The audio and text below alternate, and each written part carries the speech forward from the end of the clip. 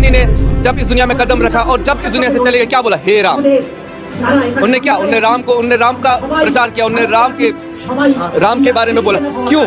क्योंकि वो असली संत थे। उनको फकीर बोलते हैं, महात्मा गांधी को, जिन्होंने हमेशा एकता को प्रमोट किया। ऐ खुदा गिर गया मैं जो तुझसे दूर हुआ, लुट गया जिस राह पे है घर तेरा, अक्सर वहां से हमें गुजरा। शायद यही दिल ने कहा तू मुझको मिल जाए, क्या पता क्या है ये सिलसिला, जानू ना मैं जानू ना ओ दिल। जय हिंद दोस्तों, आप देख रहे हैं daily Bengal news. West Bengal minority development finance corporation मिलन उत्सव के मौके पे नफीस आर्ट एंड एजुकेशन का स्टॉल का इनेकाद किया गया, जहां पर ग्रेट सिंगर बॉलीवुड के अदनान सामी भट्ट और मौलाना आज़ाद के परपोते नदीम अय्याज भी थे। मिस्टर नदीम अय्याज का कहना है कि वो असली मौलाना आज़ाद के परपोते हैं। अगर कोई और दावा करता है वो मौलाना आज़ाद के परपोते हैं तो गवर्नमेंट को उनकी छानबीन करनी चाहिए। आइए देखते हैं क्या कहना है उनका।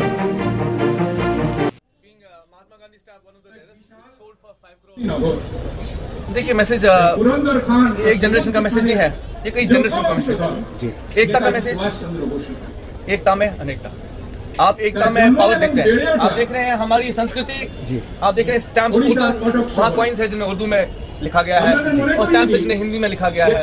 आजकल के दौर में आप देख रहे हैं कि जिसको प्रमोट किया जा रहा है। और खासकर मैं अभी यहाँ आया, मिस्टर बोस की बातें करते हैं, बाकी सब वेरी गुड, माशाल्लाह, very very nice. But Maulana Abul Kalam Azad was the backbone of the Indian freedom movement. वो पूरा डट के रहे, चाहे वो अल हिलाल था न्यूज़पेपर जिसने पहले ही हफ्ते में आग लगा दी 36,000 कॉपीज बेच के, या आखिरी दौर उनका जब बतौर एजुकेशन मिनिस्टर उन्होंने आरसीसीआर का और नाटक एकेडमी या जो कला एकेडमी इंडिया में है उसका ये फाउंड किया उन्होंने। मतलब बहुत खूबसूरत इंसान थे। मैं बिकॉज मैं एक आर्टिस्ट हूँ, तो एज एन आर्टिस्ट मौलाना साहब के साथ और उनकी फैमिली के साथ जुड़ना ये मेरे लिए बहुत बड़ी गौरव की बात है। जिस तरह देखा गया है, आप काफी फिल्म में गाना गाया, तो अभी जो कोरोना चला इसकी वजह से फिल्म इंडस्ट्री क्या हाल है? देखिए, फिल्म इंडस्ट्री तो चलेगी, फिल्म इंडस्ट्री कभी रुकेगी नहीं। हमको आप छोटे घर में तो दूसरी जगह पर काम कर ही लेते हैं, बट हाँ फर्क तो सबको पड़ा है। क्योंकि बिजनेस से पहले हमें देश का जो है सिक्योरिटी और देश का जो देश का जो एक मैसेज है कि हमें सबकी मदद एक दूसरे के साथ करनी चाहिए, हमें एक दूसरे के साथ चलना चाहिए, हमें इस कोरोना को, इस वबा को एक बहुत हद तक बढ़ाना चाहिए, इसको रोकना चाहिए और हम कर सकते हैं। इसीलिए ज्यादातर आई थिंक बॉलीवुड घर पे ही रह रहा है, ज्यादा रिकॉर्डिंग्स नहीं हो रही है, बट मैं तो काम कर रहा हूँ। जिस तरीके से मौलाना अबुल कलाम के बारे में बताए हैं, आपकी क्या राय है? देखिए, ये मेरा पहला यहाँ पे एग्जीबिशन फेयर में पार्टिसिपेशन है। मुझे खास लगा कि इस काउंटर होना चाहिए, क्योंकि मौलाना आज़ाद का एक हम ट्रस्ट रन कर रहे हैं आज 8-10 साल से। मगर यहाँ पे आकर मैंने देखा कि लोग हर किसी के बारे में कह रहे हैं, सुभाष चंद्र बोस, नजरुल इस्लाम, मगर जो मौलाना साहब की जो कॉन्ट्रीब्यूशन थी हमारी फ्रीडम स्ट्रगल में, वो उनकी कॉन्ट्रीब्यूशन को कोई नहीं जिक्र कर रहा है। मगर ये क्यों है, ऐसा क्यों है? मतलब मुझे ये लगता है ये इस किस्म का नाइंसाफी है। एक इतने बड़े लीडर जो नेशनल लेवल में, वर्ल्ड लेवल में इतनी फेमस है, हमारे खुद के लोग उनको अगर इज्जत नहीं देंगे, उनको आगे वो प्लेटफॉर्म नहीं देंगे, तो हम क्यों बोलें? तो मुझे शिकायत है प्रेजेंट गवर्नमेंट से भी और लोगों से भी कि मौलाना साहब की जो आइडेंटिटी है वो आप लोग सब मिलकर उसको निकालने की कोशिश करें, निहारने की कोशिश करें। और वो हर मेरी कंट्रीब्यूशन फैमिली की तरफ से वो तो ठीक है, मगर आवाम और लोगों की तरफ से भी होना चाहिए। तो ये जज्बा सिर्फ मेरे में नहीं होना चाहिए, लोगों के लिए भी होना चाहिए। और जो मौलाना साहब की जो विजन्स हैं, उनकी जो कॉन्ट्रीब्यूशन आर्ट, कल्चर और आपके एजुकेशन में है, वो बहुत ही माने काफी का बहुत ही बड़ा इम्पोर्टेंस है मौलाना साहब का। जैसे हमारे IIT खड़गपुर है,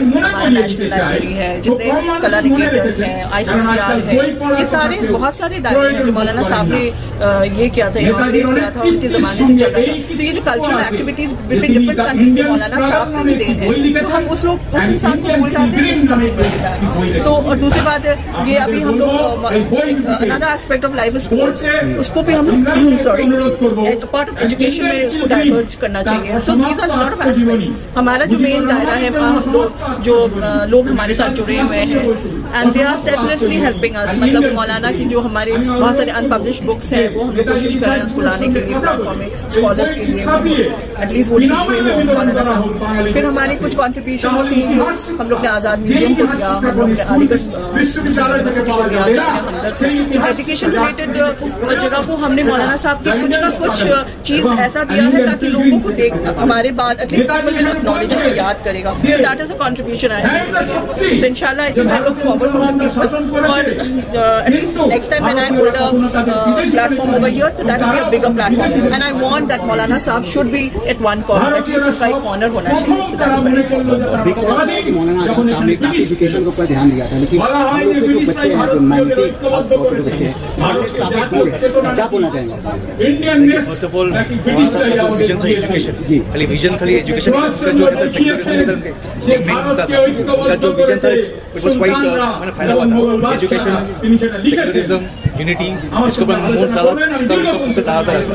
अभी वहाँ पर वो अभी के जो बच्चे जो भटक रहे हैं, अभी उनको पर्टिकुलर कोई गाइडेंस या कुछ पर्टिकुलर उनका कोई देखने वाला या गाइड करने वाला कोई नहीं चाहिए, जो एक इंसान होना चाहिए या कोई ऐसा ट्रस्ट होना चाहिए जो उन लोगों को प्रॉपर्ली वो गाइड कर सके और उन लोग प्रॉपर ट्रैक में लेके। अगर देखा जाए तो I am a sports person, ठीक है, और थोड़ा बहुत जितना भी आप मेरा आर्ट देख रहे हैं, मेरा ही आर्ट किया हुआ है, तो आई वांट टू प्रमोट उनका जो विजन था art and culture, I want to promote art, culture, education सब एक under in one particular roof, umbrella, जिसे सबको हम लोग कम्युनिटी, भाई हम लोग कम्युनिटी में सब कम्युनिटी को फायदा हो, राइट। इट्स नॉट खाली कि हम लोग मुस्लिम हो या हिंदू है, उनका सेक्युलरिज्म मैंने हिंदू, मुस्लिम, सिख, ईसाई, it's all in same banner. We want to promote all religion in माफेसा एंड इंशाल्लाह we want to do more things ahead. Delhi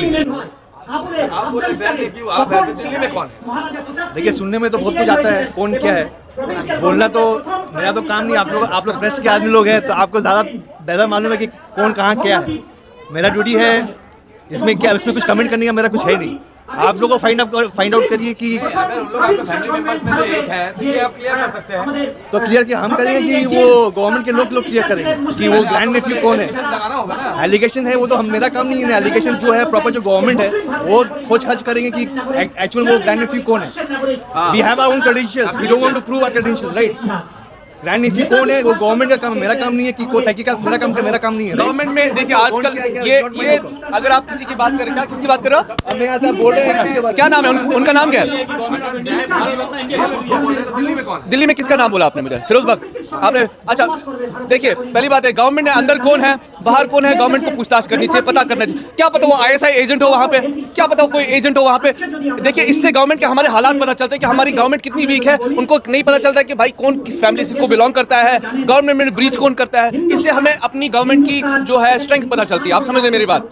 तो इसीलिए एक स्ट्रॉन्ग गवर्नमेंट को एक स्ट्रेंथ दर्शाने के लिए उनको हर एक चीज़ की वैलिडिटी पता होती है। और ये सवाल आपने मेरे भाई से नदीम साहब से पूछा तो ऑब्वियसली मैं समझता हूँ इनके जज्बात, इनको बहुत अजीब सा लगता होगा इस सवाल का जवाब, बिकॉज अपनी वैलिडिटी आप नहीं दे सकते ना फैमिली की वैलिडिटी। भारत रत्न इनको मिला है, इनकी फैमिली को भारत रत्न मिला। कोई अगर इंसान जो इट्स भारत में is one of the most honour वाला जो है वो भारत में हम लोगों को मिला गया था ड्यूरिंग द ईयर 1992। क्यों? गवर्नमेंट कुछ तहकीकात करके तो हम लोगों फैमिली को वो भारत में दिया गया है। एनीबडी कमिंग एंड क्लेमिंग कि I am grand Neiphiu of मौलाना अबुल कलाम आजाद, इसमें हमको कुछ बोलने का नहीं है। We have to find it out, right. अरे इनफैक्ट ये मुझे बता रहे थे अभी कि वो मन्नू जो है उसके वाइस चांसलर बन चुके हैं। यही मैं आपसे बता रहा हूँ कि इनकी पोस्टिंग गवर्नमेंट में, आपको पता है आजकल हिस्ट्री बदलाने की कोशिश कर रहे हैं, बहुत सारी चीज़ें बदलाने, जैसे बोल रहे हैं कि गांधी जी जो गॉडसे की आज बड़ी तारीफ कर रहे हैं। आप समझ रहे हैं? मैंने आपसे पहले भी बोला 1 और 1 2 होता है। महात्मा गांधी ने जब इस दुनिया में कदम रखा और जब इस दुनिया से चले गए क्या बोला? हे राम। उन्हें क्या, उन्हें राम का प्रचार किया, उन्हें राम के राम के बारे में बोला। क्यों? क्योंकि वो असली संत थे, उनको फकीर बोलते हैं, महात्मा गांधी को, जिन्होंने हमेशा एकता को प्रमोट किया। हमेशा हिंदुस्तान और पाकिस्तान वो उनको बच्चा समझते, क्योंकि इन्होंने सबके लिए लड़ा ना, ब्रिटिशर्स के लिए, सबके। बट अनफॉर्चुनेटली हमारे यहाँ से ही एक शख्स निकले जिन्होंने बोला नहीं, मुसलमानों को अलग देश चाहिए। मुझे नहीं पता उनके साथ कितने मुसलमान थे, हालांकि जब आपको पता है जितना ट्रांजिशन हुआ है उस वक्त 1947 में, यहाँ के लोग वहाँ गए, वहाँ के लोग यहाँ गए। मैं आपको पूछता हूँ, आप खुद पूछिए, अपने हिस्ट्री को जाके देखिए, कितने लोग मरे। क्या जितने लोग वहाँ मरे वो ट्रांजिशन में, उतने लोग पाकिस्तान में नहीं गए, लूटे गए? तो ये गलती किसकी थी? ये उस टाइम पे उन लीडरानों की थी जिन्होंने हिंदुस्तान और पाकिस्तान को अलग किया। मैं बोलता हूँ आज भी हिंदुस्तान, पाकिस्तान और बांग्लादेश एक देश है, और ये हमारा देश है।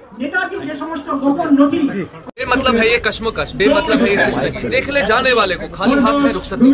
जिंदगी एक सहरा सी है अभी और अब नहीं। हर तरफ एक धोखा सा है नदी और प्यास की। फिर क्यों है दूरियां और क्यों मजबूरियां? बेमतलब है ये कश्मकश। मुख्तलिफ जब कुछ नहीं, फिर जुदा क्यों है? एक गदल, एक जान, एक रूह क्यों नहीं है? हमारा ये जान, मेरा तो कुछ नहीं।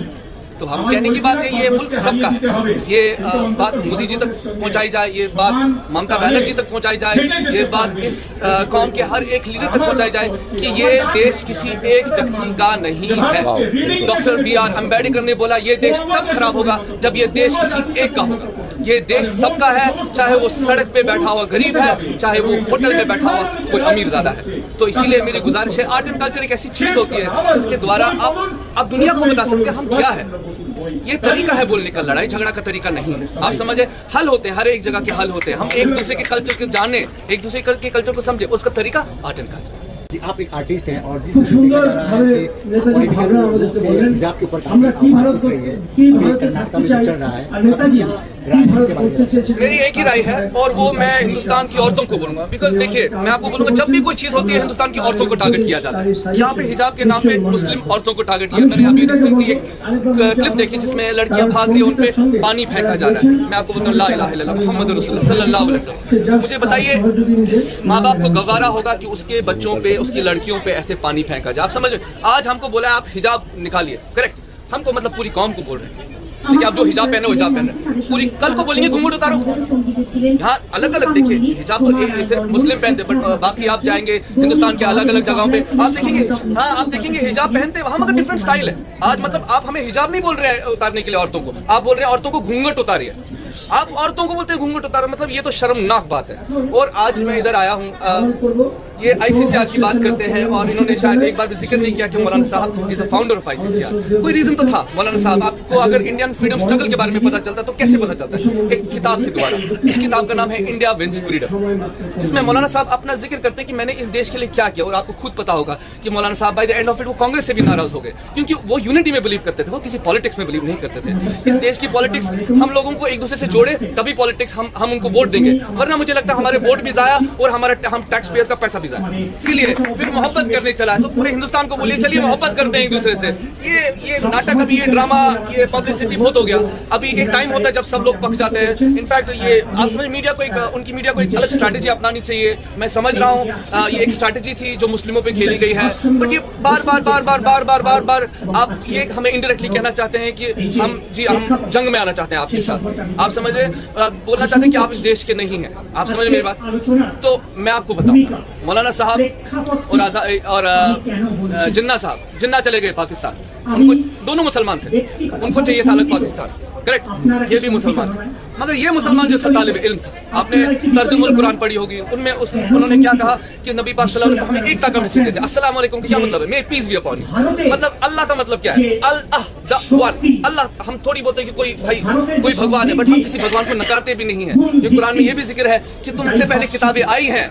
आप समझ रहे मेरी बात? तो एक मुस्लिम को एक गैर मुल्की या एक आप समझ एक माइनॉरिटी के तौर पे देखा जाए, ये किसको गवारा होगा? मैं आपको बताऊंगा, माइनॉरिटी कोई नहीं है इस देश में। इस देश के लिए सबने लड़ा है। और अगर आप इंडियन फ्रीडम मूवमेंट में देखें, आप देखें सबसे ज्यादा मुसलमानों ने, सरदारों ने सबसे ज्यादा कुर्बानियां दी है, मगर आज की डेट में उनका नाम कहीं नहीं लिया जा रहा। क्या शायद, बट क्या है कि किताबें बदलती नहीं है, कुछ चीजें बदलती नहीं है। और मौलाना साहब ने तो आपको पता, तारीख में इन्होंने तो कुछ नहीं मांगा, इन्होंने सिर्फ देश की, इन्होंने कौमी एकता के बारे में बात की। तो ये वही मुसलमान थे जिन्होंने बोला नहीं, हम यहीं रहेंगे, ये हमारा देश है, हम अपने देश को नहीं छोड़ेंगे।